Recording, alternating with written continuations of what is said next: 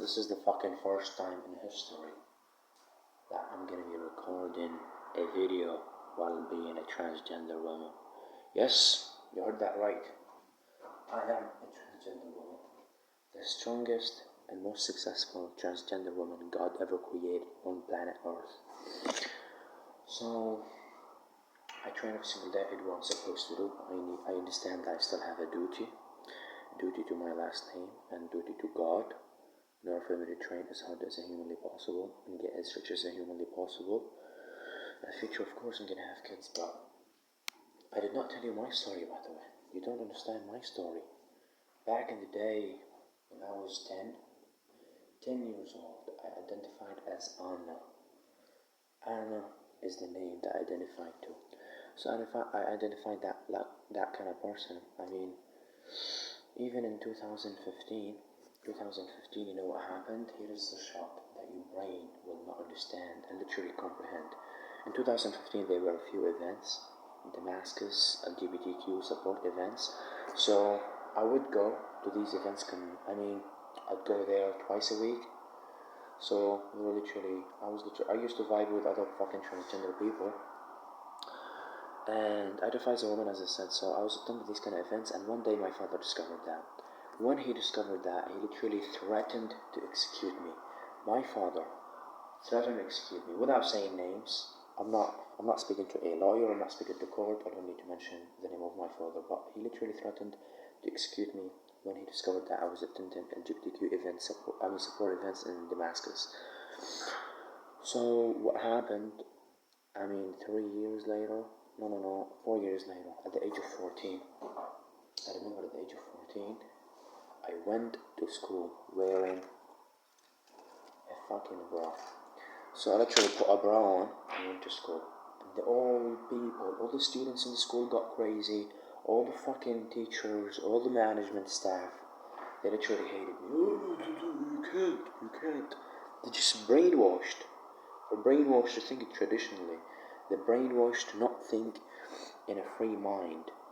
So I literally my reaction was, they hate me. What do I need to do? I was a victim.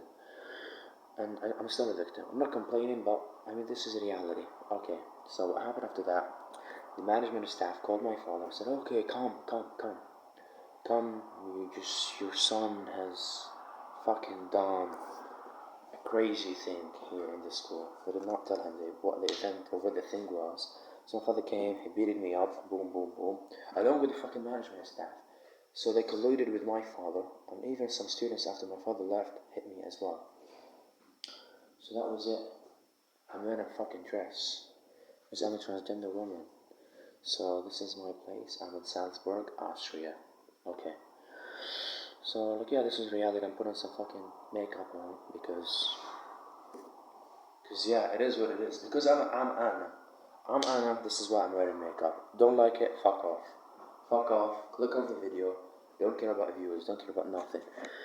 So let's continue the story. My father discovered that, and after that bra story in the school, and my father beating me up, my father literally told me, he ostracized me from the family. He said, okay, cool, you're not part of our family anymore because you don't want to abide the laws and the rules of this family. You have shamed our family, so you're not allowed to live in the house. So I was 14. Imagine yourself being a transgender woman at the age of 14, who is being ostracized from her family. So I had to literally leave the province and leave from Damascus to the countryside of Damascus. Literally moved tens of kilometers from the place where my father resided at the time. So I moved to a different place and I lived there. I started studying. I continued going to school because I knew that studying is important. Traditional education is extremely important. Without that, I can't survive. Without that, I can't speak. Without that, in Syria, and especially in Arabic, we have a saying that says, knowledge is light. And what is that? Not knowing, listen, let me just phrase it correctly. Knowledge is light, and stupidity is darkness. Stupidity or lacking knowledge, something like that. I don't know if there is a specific word for thing I'm thinking of. Forget about that. So I needed to continue studying, so I continued going to school while I started working a job. Not for me to afford my expenses. So I found a house. I found some people. I acted like a man, and I solicited the attention of some people. So they provided a shelter to me. So I resided in there. I said, okay, I was working in a car mechanic shop for 5 years. Exactly 5 years. So from the age of 14 to the age of 19, what I did was, I kept studying. I focused on my studies. I finished high school during this kind of period of time. And on top of that, I continued working and supporting myself financially, because my father did not support me with a penny. He did not send me a Syrian pound. He did not care. So that was my life. And so look, yeah, even I remember in August 2024, it was a shock that you might not literally believe. Am I gonna share that on YouTube? I'm a little bit hesitant, but I have to tell my whole story. So in August 2024, one day, I left the car mechanic shop that I was working at. So it was night. It was dark at night, and I was walking, towards my home. I literally, during these kind of 5 years, by the way, my father did not contact me. He did not send me a message. I did not see him. Did not see any family members. All of them ostracized me. My father did not like me, so he hated to literally get in touch with me. So on that night, I was walking towards my home, and my father kidnapped me. Some fucking random noise, sudden footsteps were behind me, and then put black bag on my face, so I can't see anything. So literally, the black bag was big, so it covered my hands as well, so I could not move my hands. And even when I tried to shout, nobody listened to me, because it isolates the voice or the noise. So look, yeah, they put me in a boat, in a car, and took me to a basement. They drove me to a basement. It was, I don't know what the car was, but I was put in a boat of a car.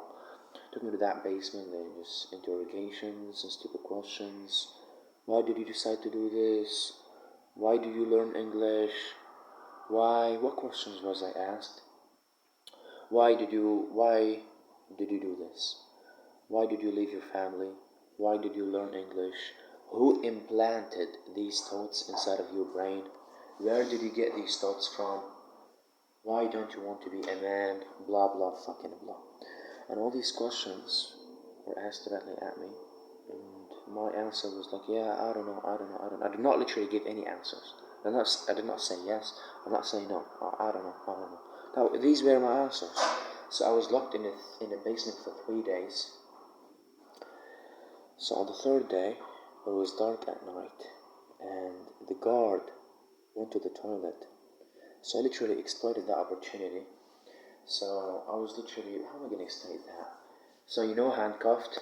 I was handcuffed, sit on a chair. Every single night my father would come to me and literally pour some fucking cold water on my head so that I literally wake up.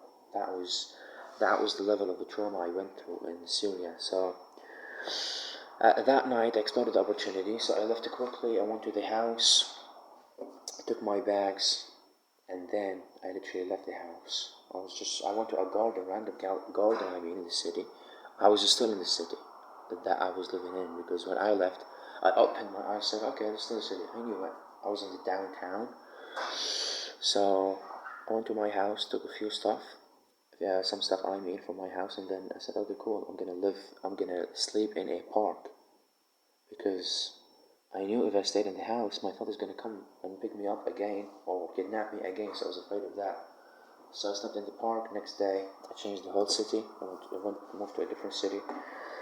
So the process after that, I said, okay, cool, I'm not safe in Syria. I'm not safe anymore. I'm literally followed. My father, if he literally discovers my new place, he'll kidnap me, torture me, or even fucking execute me. He does not give a fuck. You don't understand the level of stupidity that people in my hometown have, especially my father. and just old-minded individuals, traditional minded thinking, way of thinking. So this is how they think. If they don't like it, they will execute you. They will execute you. They don't give a fuck. Okay, yeah. This is how they say. This is how they say it. You wear a finger in my hand and I cut it off. This is how they think about it. Okay, cut him off. So if he could cut off my head for literally, saving my family from shame, he would literally have done it. But I left Syria. So I got in debt. I had some people who believed in my vision and the things, and that my identity, my eyes are not. So people believed in me, and people gave me money. I got in debt. So in order for me to fund the whole trip from Syria to Austria, the reason why I chose Austria is the following. My uncle used to tell me about his experience in Austria, blah blah blah. I used to hear that my uncle is in Austria. Yeah, Austria. So I said, cool, I'm gonna go to Austria. So I went on Google Maps. Where is Austria? Austria is in Europe. How am I gonna go to Europe? I need a flight from Damascus to Libya. Tripoli. And I need a boat from Tripoli in order for me to enter Italy. And after that, I'm gonna go, to Austria through the borders between Italy and Austria. And that's exactly what I did. But regarding the money I got on debt, I took money from my friends. It was around $7,200 US dollars. So I took the money. I started doing it. So even in the listen. What was the date? On the 14th of September, 2024. I was at the in Libya. I was in the airport in Libya. I was not in Tripoli, but I was a different state. Then I moved there through the car, some connections I had in Libya. Took me to Tripoli. I waited for a month and a half, something like that, and then we started the journey on a boat, and we stayed in the sea on that boat for 7 days. 7 days we stayed in the sea. No one spoke English. We were literally contacting. I have a full video. Talking about that. A full video on YouTube talking about the whole experience and the whole events and incidents that happened during that trip through the Mediterranean Sea. So that was it. Then I literally arrived. We were about to sink in the sea, and we contacted some NGOs, and some rescue boat came. It was not a boat, it was super yacht. So we got on it. I don't remember the name of the agency or the NGO. I don't still remember it, but they were good. They were very good people. They saved our lives, and after that we went to Italy, and I came to here. Hey, uncle. Contacted him. Yeah, let me see you. He saw me. I heard bad stories about you from your father. You are the enemy of my brother, so you are my enemy, and you're not allowed to stay in my house. Go. Face hell, because LGBTQ deserves the filth. Literally. This is how he said it. This is how he framed it. We deserve filth. This is how he framed it. What option did I have? I sought asylum in here, and I'm waiting for my process to be continued. Am I a victim? Yes, I am. I am a victim of the system. I'm a victim of legal battles that I'm going through. I'm a victim of the asylum application process that's being delayed over and over again by the BFA. So I'm waiting for an answer. Tomorrow I have an interview with BFA and the translator. Here is the problem. Here is the biggest problem that I did not even talk about. So when I decided to seek asylum, I went to a police station. They moved me to a different police department, and then after that I was assigned to have an interview to just give my statements. That was the first interview. Give my statements to the police. Yeah, that was it. There was an interview. So I assumed in my mind that we here in the West and in Austria, European country, of course the police staff should speak English, so I'm going to express my reasons in order for me to flee Syria in English. That's how I expected it. And literally, the moment I arrived at the office of the police officer who was supposed to interrogate me and ask me a few questions about my reasons for fleeing Syria, there was an Arabic translator. That translator was from my hometown. He started asking me about my father, and he knew him. He knew him instantly. He knew even from my last name. Your this last name? Okay, cool. I know you. I'm from this. He's from my hometown. He has connections. His brother works at the embassy, at the Syrian embassy in Syria. Syrian embassy in Syria. This is where his brother works. So he's literally in ties with my father's militia, and even if Austria in here, or if the BFA deport me, they will contact the Syrian embassy. Okay, we're deporting this person to Syria. Okay, come. Okay, cool. He has his connections. His brother works in there. They're going to intercept my flight and kill me on site. On site, on video. They're gonna just literally cut off my head on video. They're gonna kill me on site. What option do I have? I'm saying that with absolute despair. Absolute despair, yes. They even burned my wig in the previous shelter. They stole all my hormones. That was it. That was my life. My life was full of pain and suffering. And I feel like I'm a victim. I just want freedom. I'm not asking for a special treatment. I'm just asking for basic human rights. Basic human rights. So that translator, as soon as I literally started mumbling, what would you say? Mumbling. I started just saying transgender. I said it in Arabic, but a transgender. I said, look at me. God will punish a coward like you. This is what he said. It's just I changed the whole story differently. I framed it in a different way. Oh, okay, yeah, I left Syria because of war. I left Syria because I wanted to escape the military conscription. What do you call it? Conscription? Military service. I wanted to avoid the military service in Syria. Military conscription. Yeah, conscription. Oh, okay, whatever. So, yeah, these were my reasons, because I was afraid of the translator. And if that same translator sees me tomorrow in the BFA office, I will be deported. The brother of the translator is going to intercept my deportation flight, and my father is going to tell them to kill me on sight. They're going to shoot me. These people don't give a fuck. These people are criminals. They are militia. And my father is the leader. So it's so easy for him to have a phone call. Syrian embassy. Okay, we've got your son's name. Your son Anna is now. They don't even say Anna. It pisses me off. Your son Ammar. I hate this name. I want to change my. I want to do a legal gender change along with a legal name change. This is what I want to do. So your son Ammar is about to just literally get deported to Syria. We're going to intercept. He's going to say intercept his flight, kill him on sight. Video record him. Show me your suggestions in the comments.